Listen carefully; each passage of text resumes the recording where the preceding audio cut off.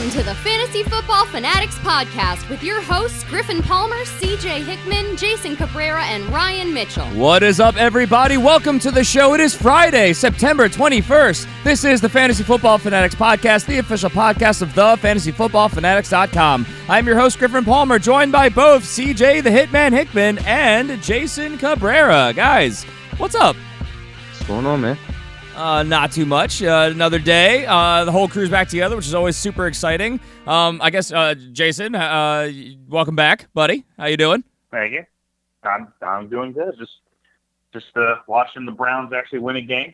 Right? Kind of exciting. Right? Oh man, to be a Jets fan right now, that's rough. But I mean, they're a team that easily, and we'll get into this in the warm up, but they're a team that easily could be 2-1, 3-0. Like they've been in every game they've been in. And besides kicker woes, they definitely would have beat Pittsburgh, I think. And you could easily make a case that they lost the game against the Saints more than the Saints came back to win it. So a team that's performing as we basically predicted that they were going to surprise a lot of people. And now they've won their first game in 635 days. It's pretty intense. I think their last win, I believe, if memory serves, was Week 16 against the Chargers in the 2016 season. So, holy crap! Congratulations to them and that fan base. You know, they're celebrating right now. But yeah, today we have an amazing show for everybody out there. Today, of course, we have our coveted starts and sits episode. Of course, this for week number 3. Before we get to any of that, make sure you guys rate, review the show. Give us obviously the ratings go a long way. You can find us all over the web, whether that be on the Apple Podcast app, Google Play, Podcast Addict, Podcast Bean, YouTube, of course. Subscribe wherever you're listening. It helps the show out a ton, guys. You don't want to miss an episode because we're here for you every step of the way. Guys, this is episode 248. We're almost at a landmark episode. We got to do something big for next Friday, I think. We'll have to talk about that off air. I'm just thinking about that. But yeah, we have a great show, and we're going to power through it. So I guess let's jump right into the warm-up, which is, what were your thoughts on the Thursday night game, guys? Well, I mean, the Baker Mayfield experience is officially underway, and the kid, he played good, man. He brought the team back, and the juice was there. Throws were on the money. He's very poised. Everything was good, man. The running game was flowing. Carlos Hyde showing off some good talent with him. Defense, like we've been saying, this Browns defense is very sneaky, very, very good, low key, and then everybody was just stocks up, man. Stock up on these Browns. There you go. Jason, you have any thoughts? Yeah. I like both teams. I really like what I saw from both teams. I like what I saw from Isaiah Crowell. They were getting him involved in the passing game, which is something that he's been able to do for a long time, and they haven't done, and now they're starting to do, so that's good. One thing I saw in Baker, the guy can really just create. When he gets outside the pocket, he is just as dangerous as he is in the pocket, and that's a good thing for them.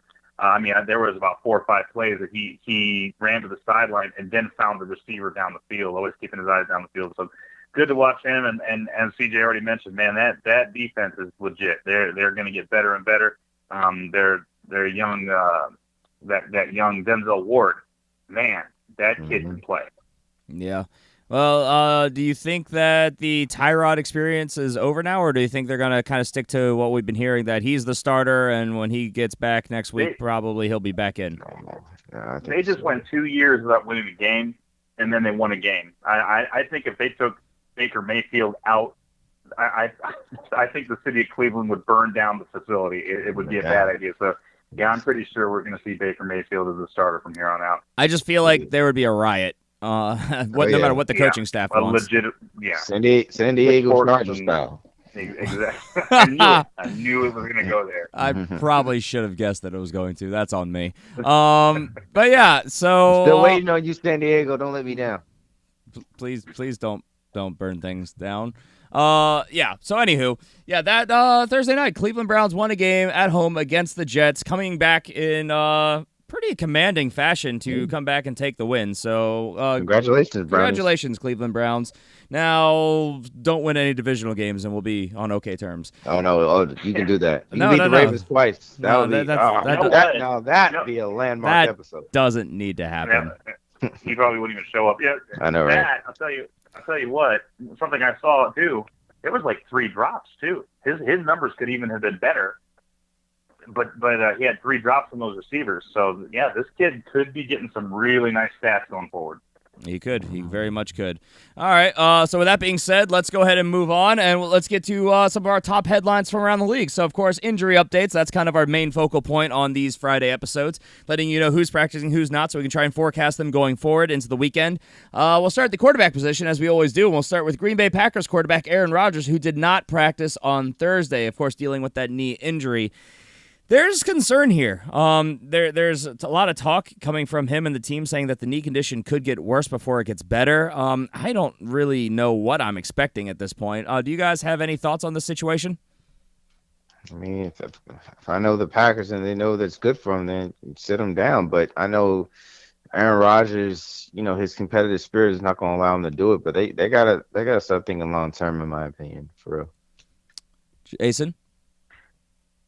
Yeah, I would agree with that. I mean, if I'm the Packers, I'm thinking about sitting in for a game or maybe two, get that knee right, But bottom line is, he doesn't want to. They don't want to. They know they'll lose games, but I think he's got to sit for at least a game.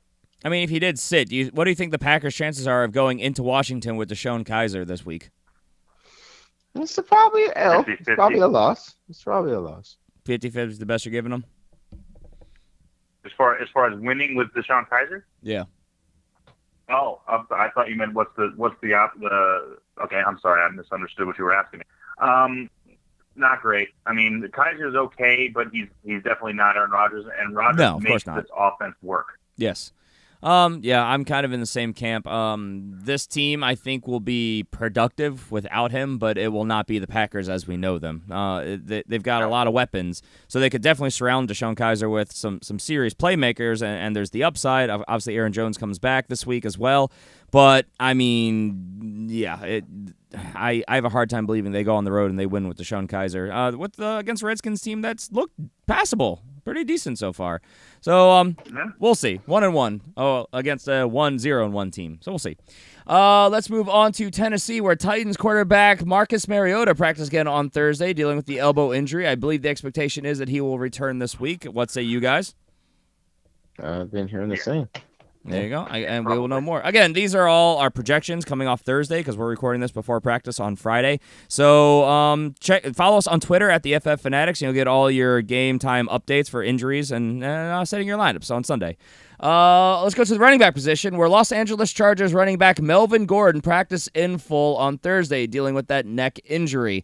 So I believe I'm hearing the expectation is he is going to play as well. Obviously, practicing in full is a great sign. Not a great matchup for him, but I mean, he's one of those guys that you drafted highly. So unless you have incredible depth of the position, you're probably starting no matter what because he is expected to play. Do you guys feel differently about that? No, yeah, I think you're right. I think you hit it right on the head. CJ? Yeah, you don't have to start him unless you just like you said, unless you got some good depth, like Phil Lindsay or play Matt Breida, stuff like that. Got yourselves a James Conner late to make up the difference, and maybe Matt Breida, all that stuff. Let's go to Minnesota, where Vikings running back Dalvin Cook remains sidelined at practice during Thursday's open portion. Of course, dealing with a hamstring injury. I've heard conflicting reports here about the expectation for Dalvin Cook. I think he plays. What say you guys? Yeah, I think he plays. He might play, but I don't know if I'm going to start him, to be honest. I don't know. Not feeling it this week? I'm not feeling it. The injury and then these last couple weeks, it's getting to a point. I know you most likely drafted them high, so you probably don't have a choice. But if you do have any other options to be able to go, I think you should probably take him because right now he's giving you very mediocre numbers for a running back, especially a guy that we were all straight up bad ones. Yeah, just very, very bad, very mediocre, and especially for somebody that we expected to be a lot more involved and to be way further along than where he is right now on the point spread. I mean, it would be a logical week for them to sit him, too. It's a game where they have a massive projection of winning. They're at home against the Buffalo Bills.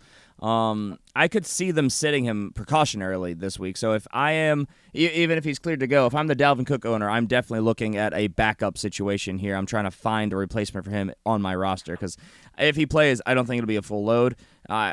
It's a scary proposition because this is a game, by all accounts, they should win quite easily. Let's move on. Philadelphia Eagles running back Jay Ajayi remains sidelined at practice on Thursday, dealing with a back injury. So what's the expectation here? Because everything I'm hearing is fire up Corey Clement and that he's probably Jay Ajayi is going to sit this week. CJ, you're the resident Eagles fan. What say you? Yeah, I would say your best bet is to go Corey Clement, Wendell Smallwood, and another guy that they just signed off their practice squad is Josh Adams. So out of the two, I would say definitely Corey Clement because you get the passing game. His receiving numbers are very like that. But Wendell Smallwood, if you want any parts of this game, that would be another play for you too. All right, fair enough.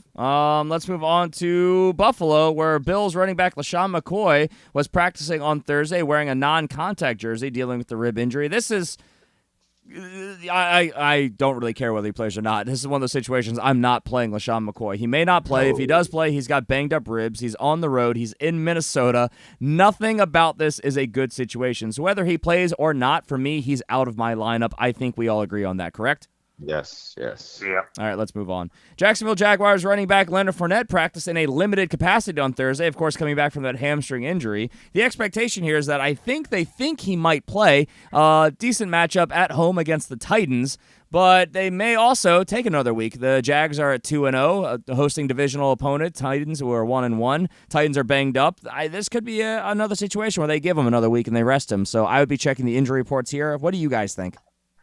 I say if you got him, I wouldn't play him. I'm still all in on TJ Yeldon for me. You're all in on TJ Yeldon as in while he's hurt or in general? I mean in general right now because I don't right think now. Okay. They're gonna press to play him. So that's what I'm saying. I was gonna say season long. What are we talking here? All right, got it. Jason, what do you think? Yeah, same. I would be very cautious if I was a Leonard Fournette owner. There you go. All right, let's move on to the wide receiver position, where Atlanta Falcons wide receiver Julio Jones remained sidelined at practice on Thursday, dealing with that calf injury. This has been a little bit more up in the air. I don't know what my expectation is here. This is a game where they're definitely going to need Julio Jones' services. So, I mean, they're at home hosting divisional rival New Orleans Saints. This has the makings of a shootout, which could be very favorable for the Julio Jones owners out there. But this is part of owning Julio. He's constantly banged up. He always has lower body injuries. I think he plays, personally. What say you guys? Yeah, he'll play. He might play, but he probably most likely be a decoy like in years past. So I don't know. See, that I don't disagree with at all, but I think that the game itself, the matchup, it's one that and it being Julio freaking Jones, I don't think you can sit him. If he plays, I think he starts for you, and you got to roll those dice. You knew what you were getting into when you drafted Julio Jones, unfortunately. Yeah. So that's what just if my stance. What if he was drafted for you? Like, what if he was like a auto drafter? Are you still obligated to play him?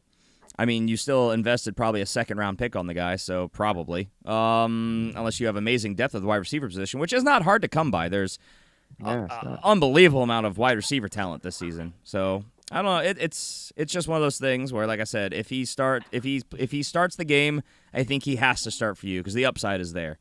Let's move on to Arizona, where Cardinals wide receiver Larry Fitzgerald returned to practice on Thursday dealing with a hamstring injury. I fully anticipate he's going to play. Head coach Steve Wilkes has come out and said the same. What say you, Jason, our resident Cardinals fan? Yeah, he'll play. He's fine.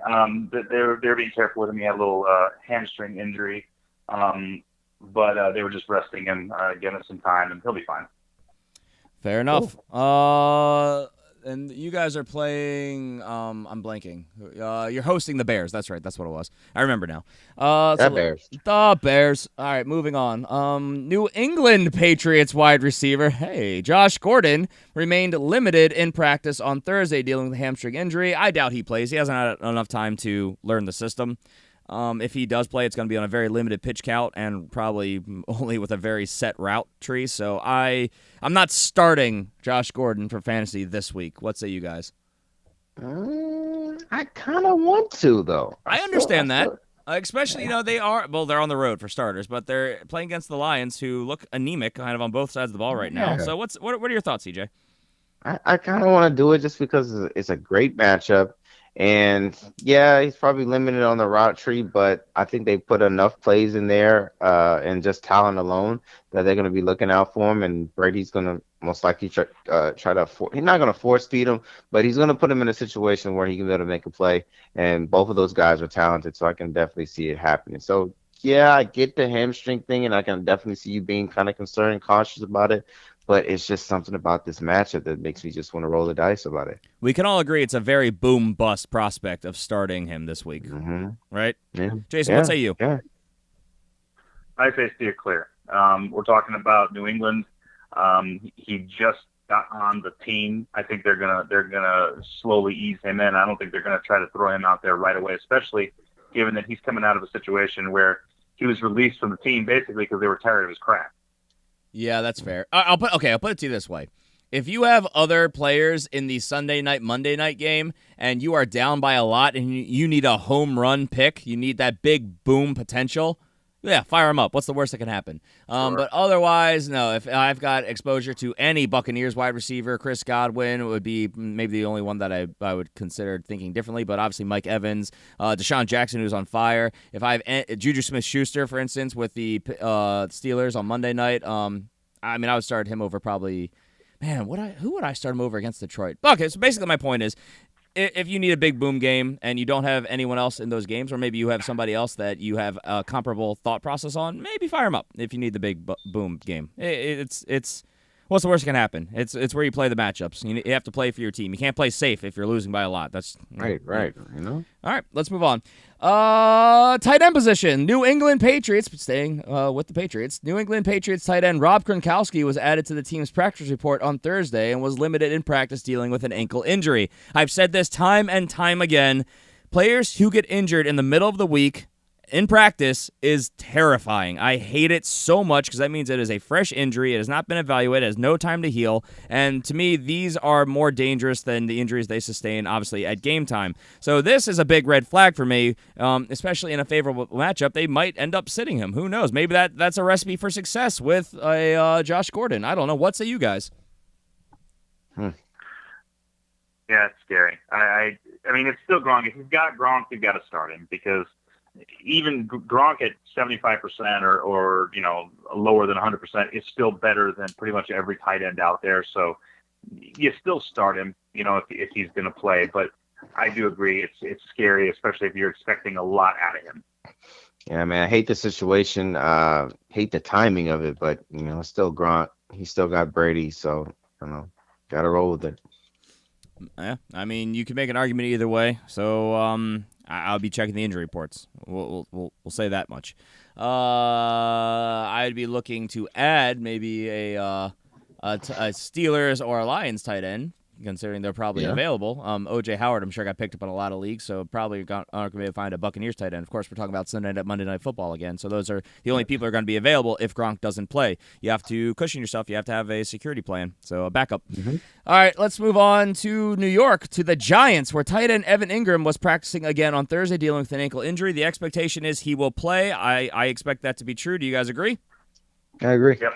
All right, and that's basically the news, at least all the fantasy-relevant players that were worth reporting on. So with that, let's move on to why everybody's here. Our topic of the day, our week number 3 starts and sits. Now, as always, going through kind of the, not really a disclaimer, but the breakdown here.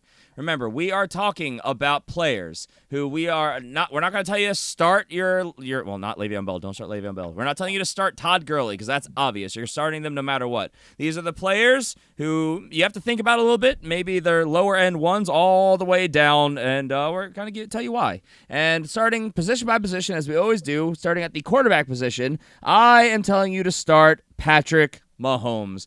The guy is simply on fire. There's nothing that you can say about it that, deters that factor. He's the number 2 quarterback in fantasy right now in a 6-point per passing touchdown league, and I see him not slowing down at all. He's got a very favorable matchup against the 49ers, which holy crap, that's shootout written all over, because neither of these teams have upper echelon defenses, but they both have very creative play callers and good offenses, and he's just been unstoppable. This game is at home. I really like Patrick Mahomes this week. I see little to no way he busts for you unless there's an injury that occurs. I would be starting up Patrick Mahomes with confidence, stay in the flames, and hey, ride the hot hand. So that's my situation with him. Do you guys agree with that?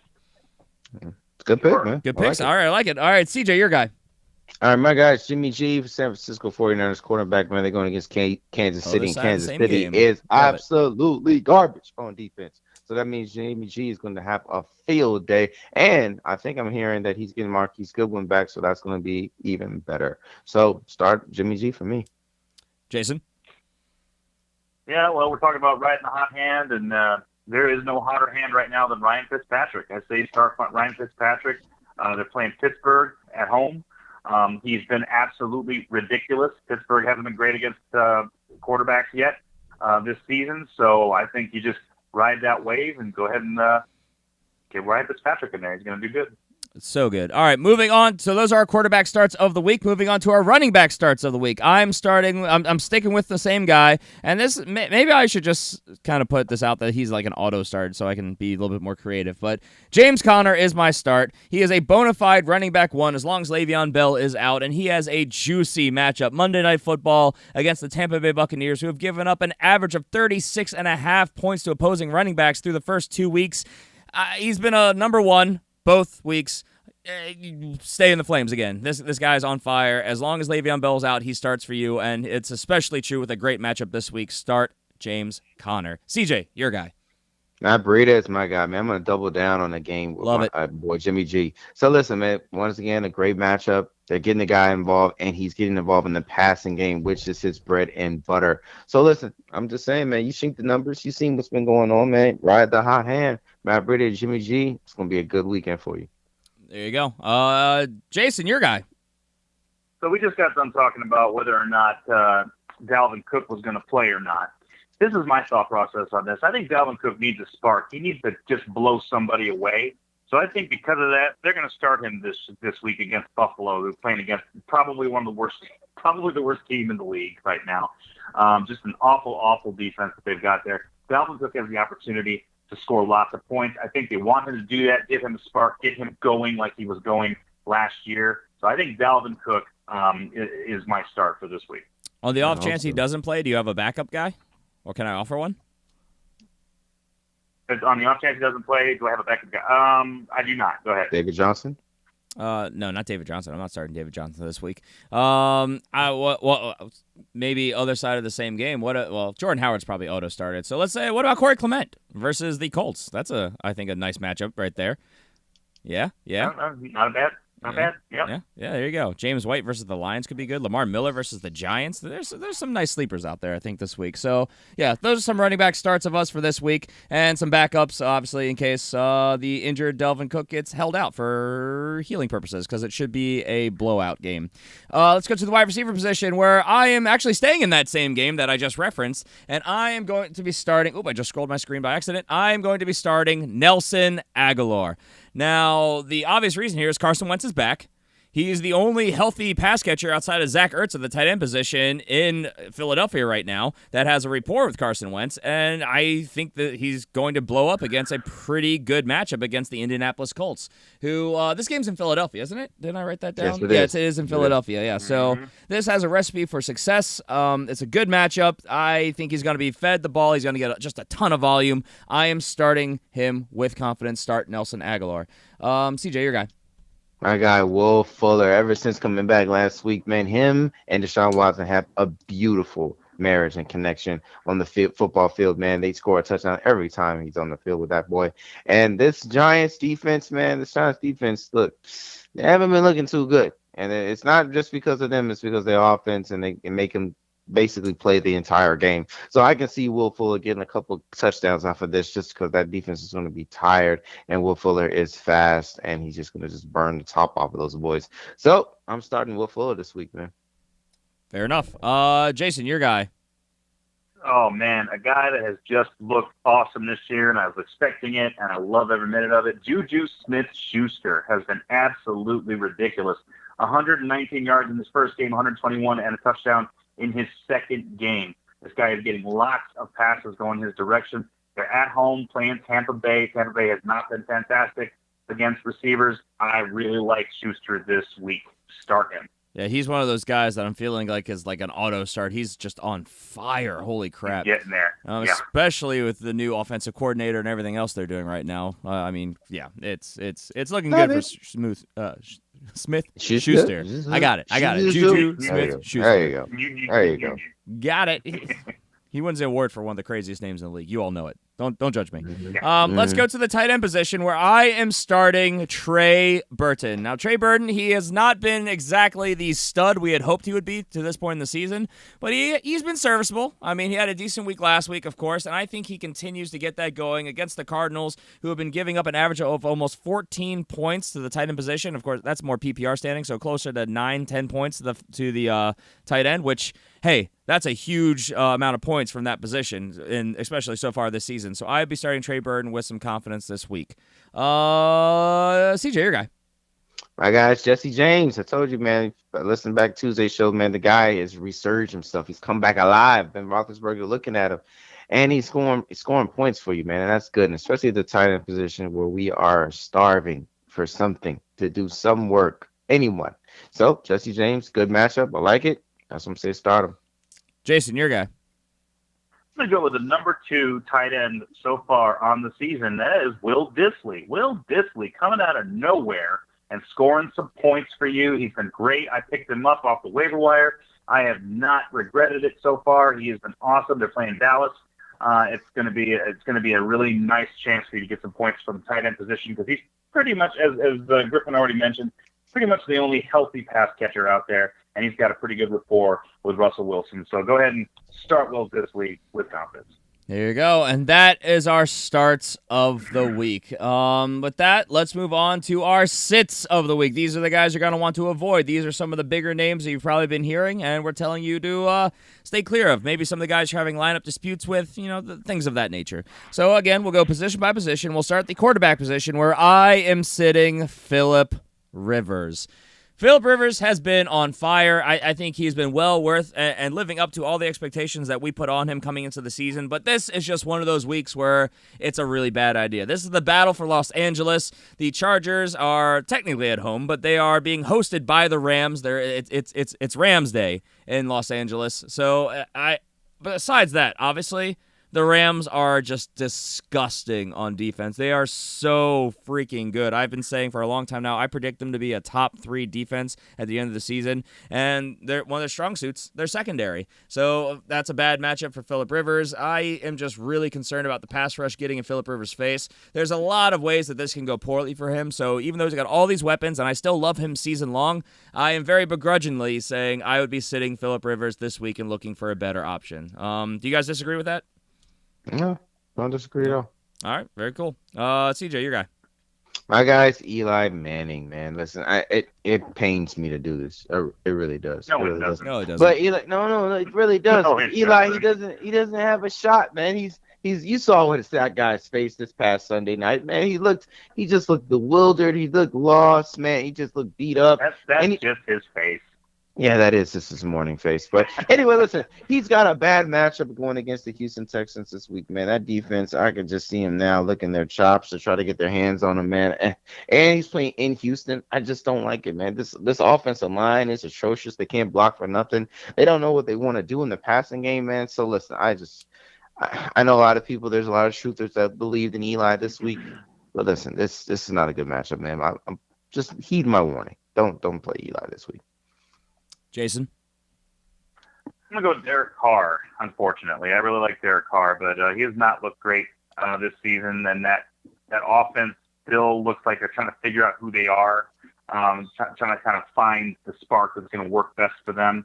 So they're playing Miami, at Miami. Not great. I would sit down Derek Carr. I would argue that they've at least showing some signs of life. But no, I completely agree with that. They looked much better last game than they did the game before. I don't have a good feeling though when I'm watching Carr play and I'm watching this offense. It just, like I said, it just looks like they're a little bit lost right now. That's fair. All right, so those are our quarterback sits of the week. Let's go to the running back position where I am sitting Jamal Williams. I've been a big fan of this guy ever since he really got drafted, and it's just not looking well. He has failed to really have a good performance each of the first 2 weeks. Aaron Jones now back from suspension, which makes this even murkier. They're traveling on the road against the Redskins, where Aaron Rodgers might not play, which means they're probably going to stack the box and not let them run. There's just a lot of ways this could be a recipe for disaster with Jamal Williams, so I am definitely sitting him this week, and I'm taking a wait-and-see approach on this offense as a whole. It's scary. There's guys I like a lot better than him. I'm sitting Jamal Williams. CJ, your guy. My guy is Alex Collins. I love me some Alex Collins, but there's a pesky rat on their team that just won't leave the team and leave Alex Collins alone so we can get his points and production like he should. And that dude is Buck Allen. Right now, Javoris Buck Allen is getting all the touches. He's getting all the stuff that Alex Collins should be getting, and it's annoying. So listen, I don't want to keep telling you to keep putting Alex Collins in your lineups when he's not going to get the right points. So I'm telling you to sit him until this Buck Allen situation just blows over, and then Alex Collins can be the guy again. So that's all I'm doing. I thought you were going to say John Harbaugh because he's fumbled and therefore gotten benched in the last couple games. So that's been more of the problem than anything. Jason, your guy. I hate this. I really, really, really, but I really agree hate with this. it, though. And, I agree with it. And I know. And I do it. I can't believe I put him down here. Do it. This is the bottom line. This is an offense that has scored 6 points in 2 games. Yeah. That is atrocious. It's disgusting. It's pathetic. And it's not his fault. It is the fault of the scheme. Mm-hmm. But I have to sit down David Johnson. The Bears have been very, very stingy against the run so far. They've been playing very well against the run. They're going up against an Arizona team that has lost its identity, has not been able to figure out what to do. The offense looks absolutely stagnant and stale. They're not using David Johnson. They're not throwing him the ball. They're not really handing it to him anymore. I don't know what the heck is going on out there. But if you have David Johnson, then you have a better option, another option out there. I would sit down David Johnson. It kills me to say it. He's my favorite player besides Larry Fitzgerald in the league. But I got to sit him down. This team just can't figure out what the heck they're doing. I need Arizona to figure out what they're doing because I invested a lot in him in a number of my auction leagues, so I really need him to get going.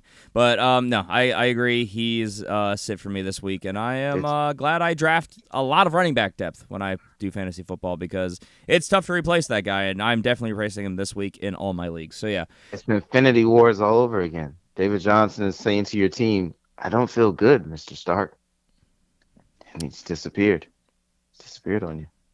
Wow. All right. Anyway, moving on to the wide receiver position, I am sitting a name that you shouldn't be starting anyway, but I've been getting some questions about him, and so I just want to stop it right now. And I am sitting Kelvin Benjamin. Kelvin Benjamin's a bench warmer to me. What? And everybody is losing their minds a little bit like, say, wait, is he viable? Is he back? And now that Josh Allen's in there? I mean, he caught a touchdown last week. He caught a touchdown on 2 completions that he caught. It was in garbage time. There's no way I am buying into Kelvin Benjamin, especially with a much tougher matchup this week against the Minnesota Vikings on the road in Minnesota. This is a terrible recipe for Kelvin Benjamin. All you people asking me if you should be starting him this week going forward, questions along those lines, stop it. I am not starting him, especially when he's lining up against Xavier Rhodes for probably the entire game. Do not start Kelvin Benjamin. He is a wide receiver 3/flex guy for me at best in a good matchup right now. Sorry, Buffalo fans. You know it's true. CJ, your guy. Wow, I can't believe we even wasted time on that. But anyway, Keelan Cole is a guy that I'm going to sit this week. Listen, I understand. He's been having some great weeks right now, and he's basically kind of the number 1 wide receiver in this offense. But he's got a tough matchup going against Tennessee, man. They got some lockdown corners on that team, man, going against Michael Butler. I'm just not feeling it this week, man. And I just think you should probably, taper expectations. It is a divisional game, man, and those rivalry division games, they are a coin flip. You never know what's going on. So I'm just feeling my spider sense is tingling, man. Just sit him down this week, man. You're not feeling him as a wide receiver 2 or a flex? And maybe a wide receiver 2. Wide receiver 2, yeah. So setting him as a 2. Okay, got it. Yeah. I'm just curious because it could go either way. Jason, your guy. So as a show, we don't like wide receivers whose names begin with K because I'm going with Keenan Allen. I just noticed that. Holy crap! Yeah. I I have not been a big Keenan Allen fan. Mainly because he's been injured a lot and he's been inconsistent and stuff like that. And this is a perfect example. I mean, 108 yards and touchdown against Kansas City, but then against Buffalo, 67 yards. Okay, so that's concerning, and they're going up against the best defense in the league, in my opinion, at LA going against the Rams. This is not good. Keep Talib. Okay, that's all I got to say about that. I would sit down Keenan Allen. Keenan Allen, Kelvin Benjamin, and Keelan Cole are our wide receiver sits of the week. That's kind of funny. Good eye, Jason. That's why we pay you the big bucks. That's what I'm here for. There you go. Let's go to the tight end position where I am sitting Tyler Eifert. Not only has Tyler Eifert been a big bust so far, as we said is probably the case because he is a touchdown-dependent tight end, well, he's also got a bad situation of the wide receivers are playing pretty well, and they're going on the road and playing in Carolina this week, which has been a pretty decently good defense. The Panthers have also been very good against the tight end and slot receivers this season, and actually going back to last year. It's just a really bad scenario. It's a bad situation. The upside is very limited to me, and I think, as per usual, unless he catches you a touchdown, he's just not going to get you really anything. So I'm definitely looking elsewhere if I'm a Tyler Eifert owner. There's plenty of other guys with upside out there. We listed 3 already that probably at least 2 of them are out there on your waiver wire. So I would be sitting Tyler Eifert this week. CJ, your guy. My guy, I can't wait to say this one.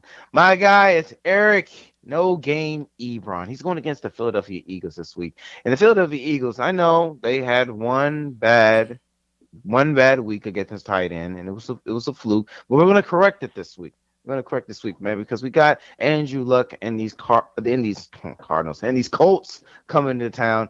And Eric Ebron, yeah, we're going to make sure he's shut down. You know, he's running his mouth a little bit too this much. And my defense, we don't respond well to that foolishness. So, I'm saying Eric Ebron won't even score more than 7 points. I mean, I'd be impressed if he got 7 points. 7 points isn't even a bust by our standards anymore. But for tight end. I'll say that. He won't score more than 4 points. 4 points? All right, interesting. Yeah. Take us home, Jason. Austin Seferian Jenkins. Going up against Tennessee, that is not a good matchup. That's actually a pretty tough defense.